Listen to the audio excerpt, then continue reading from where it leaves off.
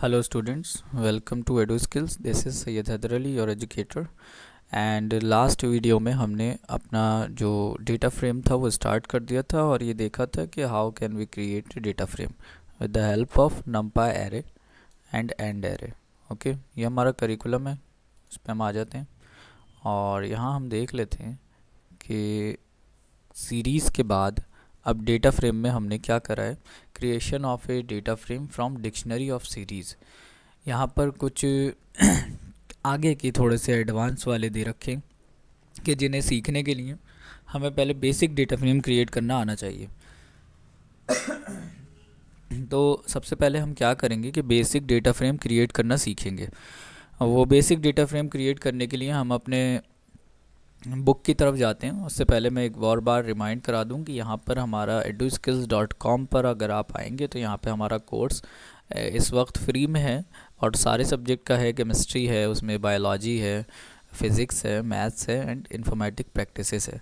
तो आपको क्या करना है, सिंपली जिस भी सब्जेक्ट का कोर्स आपको चाहिए है उस पर आपको जाकर बस टेक दिस कोर्स पे क्लिक करना है और उसके बाद अपनी लॉगिन डिटेल अपनी डिटेल्स एंटर करवा के अपने आप को हमारे साथ रजिस्टर्ड कर लेना है. Okay, so you can check and you can get our videos free for limited period. Okay, अब हम आ जाते हैं creation of data frame from list of dictionary. तो लिस्ट ऑफ डिक्शनरी को समझें पहले. क्रिएशन ऑफ डेटा फ्रेम को हम बाद में देखते हैं, पहले देखते हैं लिस्ट ऑफ डिक्शनरी क्या होती है. लिस्ट एक अलग वेरिएबल होता है, लिस्ट एक अलग डेटा टाइप होती है और डिक्शनरी एक अलग डेटा टाइप होती है.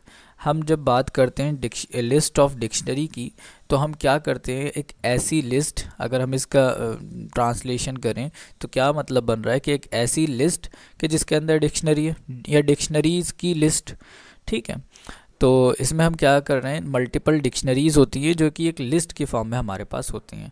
जैसा कि नीचे एग्जांपल में भी दिया हुआ है, क्या लिखा है, we can create data frame from a list of dictionary. For example create list of dictionary. सबसे पहले लिस्ट एक क्रिएट करी डिक्शनरीज़ की. तो डिक्शनरी की लिस्ट के लिए, डिक्शनरी के लिए हमने आपको बताया था, लास्ट वीडियो में भी बताया था कि क्या होता है कि डिक्शनरी में दो टाइप की वैल्यूज़ होती हैं. एक वैल्यू होती है और एक की होती है. एक की है, फॉर एग्जांपल ए यहाँ पर की है और कोलन के बाद इन दोनों को कोलन से सेपरेट किया हुआ होता है. और जब नई की और नई वैल्यू आ रही होती है तो उसके लिए फिर कॉमा से हमने सेपरेट किया होता है. डिक्शनरी जब भी हम बनाते हैं तो उसे कर्ली ब्रैकेट के अंदर रखते हैं. ओके, और फिर इन्होंने क्या किया है, कॉमा लगा के नेक्स्ट कर्ली ब्रैकेट स्टार्ट कर दिया, जिससे क्या हुआ कि दूसरी डिक्शनरी बनना स्टार्ट हो गई है. ठीक है, अब उस डिक्शनरी को, उन दो डिक्शनरीज़ को इन्होंने क्या किया, स्क्वायर ब्रैकेट्स के अंदर रख दिया. स्क्वायर ब्रैकेट्स के अंदर रखने का मतलब है कि हमने एक लिस्ट में उसे असाइन करा दिया और लिस्ट बनाकर उसे एक असाइन करा दिया. तो अब ये बन गई लिस्ट ऑफ ए डिक्शनरी, कुछ डिक्शनरीज़ की एक लिस्ट. ओके, अब उसके बाद क्या हो रहा है, डेटा फ्रेम लिस्ट डिक्शनरी नाम से एक वेरिएबल बनाया, डी फ्रेम लिस्ट डिक्शनरी नाम से एक वेरिएबल बनाया, उसमें असाइन कराया पी डॉट डेटा फ्रेम और जिसमें से अपनी ये लिस्ट पास करा दी. अब जब लिस्ट जो हमने पास कराई है इसमें से, तो क्या हुआ कि जो डिक्शनरीज़ की वैल्यूज़ थी, मतलब कि जो डिक्शनरीज़ की कीज़ थी, वो क्या हुआ, वो कॉलम की इंडेक्सिंग बन गई है और जो डिक्शनरी की वैल्यू थी वो उनकी फॉर्म में आ गई हैं. दो रोज़ में वहाँ पे हमारे पास डेटा आ गया. जो पहली वाली डिक्शनरी थी वो फर्स्ट रो बन गई और जो दूसरी वाली डिक्शनरी थी वो सेकंड रो बन गई है. Here the dictionary key are taken as column label and the value corresponding to each key are taken as rows. There will be as many rows as the number of dictionaries present in the list. In the above example, there are two dictionaries in the list, so the data frame consists of two rows. Number of columns in a data frame is equal to the maximum number of keys.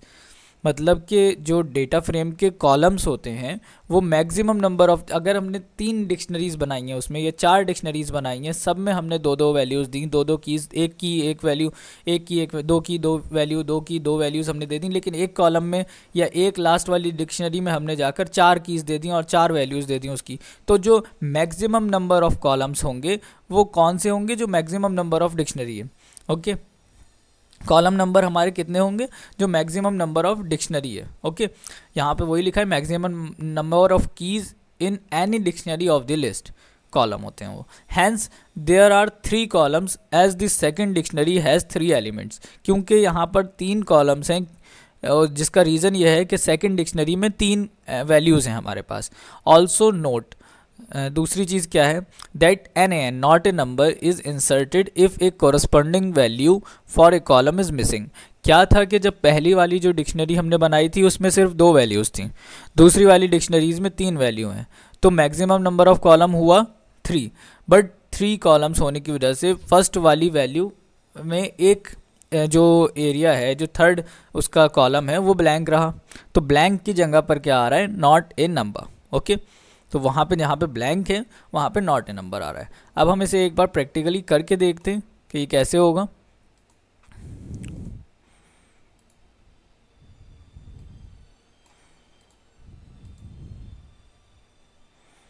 मैंने अपना Python खोल लिया है और इसमें मैं नई file एक बना लेता हूँ। और सबसे पहले मुझे क्या करना है, इंपोर्ट कराना है पैंडास को, क्योंकि इसके बिना तो कोई काम होगा ही नहीं। वैसे एक अलाइज दे दिया पीडी। ओके, अब मैं क्या करता हूँ, एक लिस्ट बना लेता हूँ और उस लिस्ट का नाम मैं L1 रख देता हूँ। ओके, और अब इस लिस्ट में मैं एक लिस्ट बनाने के लिए हमें ये ब्रैकेट लगाने पड़ते हैं, और इन लिस्ट के अंदर मैं बना रहा हूँ डिक्शनरी। डिक्शनरी में क्या होता है, एक की होती है और दूसरी चीज़ क्या होती है, उसकी वैल्यू हम रख देते हैं 102, फिर हम कॉमा लगाते हैं और दूसरी की बना लेते हैं। ये दूसरी की हो गई, इसकी वैल्यू हो गई 103। ओके, तो ये 2 वैल्यूज़ हो गई। अब मैं दूसरी बना लेता हूँ यहाँ पर, कॉमा, दूसरी डिक्शनरी मैं यहाँ पे बना रहा हूँ और दूसरी डिक्शनरी में मैं वैल्यूज़ रख लेता हूँ ए। अच्छा, जो वो हैं अभी आपको दिखाता हूँ मैं यहाँ पर कॉलम्स, जो कीज़ इसमें हैं वही कीज़ हमें यहाँ पर रखनी पड़ेंगी, नहीं तो क्या होगा वो भी दिखाता हूँ करके। ए यहाँ पर रख दो हम 201 2, कॉमा रख देते हैं हम बी, इसकी वैल्यू हम रख देते हैं 203, कॉमा रख देते हैं सी, इसकी वैल्यू हम रख देते हैं 204। तो ये 3 वैल्यूज़, और मतलब जो पहला वाला था उसमें हमने 2 वैल्यूज़ रख दी और जो दूसरी वाली थी उसमें हमने 3 वैल्यूज़ रख दी। उसको हमने अब आगे बढ़ाएंगे और उसे रन करने की कोशिश करेंगे। ओके, तो इसको क्या करना है, सिंपली अब हमें डेटा फ्रेम में कन्वर्ट करना है। ये जो अब तक हमने बनाया है ये क्या है, ये है लिस्ट ऑफ डिक्शनरी। 2 डिक्शनरीज़ की एक लिस्ट हमने बना ली है। ओके, अगर हम चाहते हैं तो हम एक और बना लेते हैं, यहाँ पे क्रिएट कर लेते हैं, कोई इशू नहीं है। हम यहाँ पे कॉपी करते हैं इसको और मैं यहाँ पर एंटर प्रेस करके एक और क्रिएट करता हूँ। बस यहाँ पे मैं क्या करता हूँ, 3 कर देता हूँ, चेंज कर देता हूँ थोड़ा सा, ताकि हमें पता चले कि हमारी तीसरी वाली डिक्शनरी भी प्रिंट हुई है। ओके, अब ये मेरी डिक्शनरी बन गई, लिस्ट ऑफ डिक्शनरी बन गई। अब मैं क्या करूँगा, अब मैं एक DF बना लेता हूँ, डेटा फ्रेम, और डेटा फ्रेम के लिए मुझे लिखना पड़ेगा डेटा फ्रेम, और इसके अंदर से पास करानी पड़ेगी अपनी लिस्ट जो कि है L1, और उसके बाद मैं प्रिंट करता हूँ DF1 को। ओके, और अब मैं इसे रन करता हूँ, सेव कर लेते हैं, हम DF1 नाम से सेव कर लेते हैं। एक एरर आ गई है, जो एरर क्या है, data frame 1 name error. Okay, data frame is not defined. Wait, ये क्या हुआ है, ओके ओके ओके ओके, हमने PD डॉट नहीं लिखा, PD dot data frame see कि यहाँ पर हमारी सारी वैल्यूज़ प्रिंट होकर आ गई हैं, और जो नंबर C जो हमारा कॉलम है उसमें क्या हो रहा है, उसमें हमारी एक NaN यानी नॉट ए नंबर वाली वैल्यूज़ आ रही है। ओके, अब क्या करना है, हम देख लेते हैं इसमें कि अगर मैं इसे क्लोज़ करूं और यहाँ पर मैं कुछ कीज़ को चेंज कर दूं, मैं D कर देता हूँ इसे, और इसे कर देता हूँ मैं E, या इसे D करते हैं हम और इसे E करते हैं। अब हम रन करते हैं, C के क्या होगा, अब कॉलम भी ऐड हो गए, ए बी सी डी सारे कॉलम्स ऐड हो गए, बट क्या हो रहा है, प्रॉब्लम कहाँ क्रिएट हो रही है, प्रॉब्लम यहाँ क्रिएट हो रही है कि वो जो कॉलम ऐड हुए हैं उनमें वैल्यूज़ तो है बस एक जगह, तो उस एक जगह पर बस वैल्यू प्रिंट होकर आ रही है। तो एरर नहीं देगा ये आपको, अगर आप करते हैं एरर तो नहीं देगा, बट वैल्यूज़ इस तरीके से वो प्रिंट करेगा, जिस कॉलम का होगा वहाँ पे एक कॉलम क्रिएट कर देगा। तो अगर आपसे कोई पूछे कि चेंज करने में या इस तरीके को कोई क्वेश्चन आए कि चेंज करने में क्या कॉलम चेंज होते हैं या एरर देता है, तो कॉलम चेंज होते हैं, एरर वो नहीं देता। हमारा डेटा फ्रेम या हमारा पाइथन का इंटरप्रेटर कोई भी एरर शो नहीं करेगा वहाँ पे। अब मैं रन करता हूँ इसको एक और बार, सी दिस कि यहाँ पर अब सिंपल वो आ रहा है। अगर मैं तीनों कॉलम्स की एक सा कर दूँ, अब मैं यहाँ पे कॉमा लगा दूँ और एक और वैल्यू दे देते हैं सी और की, और एक वैल्यू दे देते हैं 104। ओके, अब हम रन करते हैं तो सिंपली देखिए कि हमारा डेटा फ्रेम पूरा टेबुलर फॉर्म में एक बिल्कुल परफेक्टली डेटा हमारा प्रिंट हो रहा है।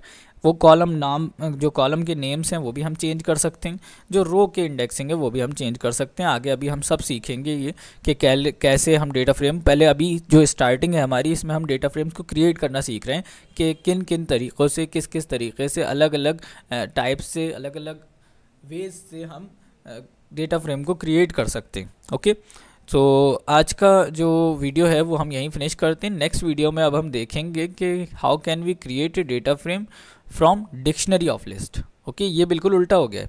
अभी जो हमने सीखा है वो है लिस्ट ऑफ डिक्शनरी, और अब हम सीखेंगे इसके बाद नेक्स्ट वीडियो में डिक्शनरी ऑफ लिस्ट।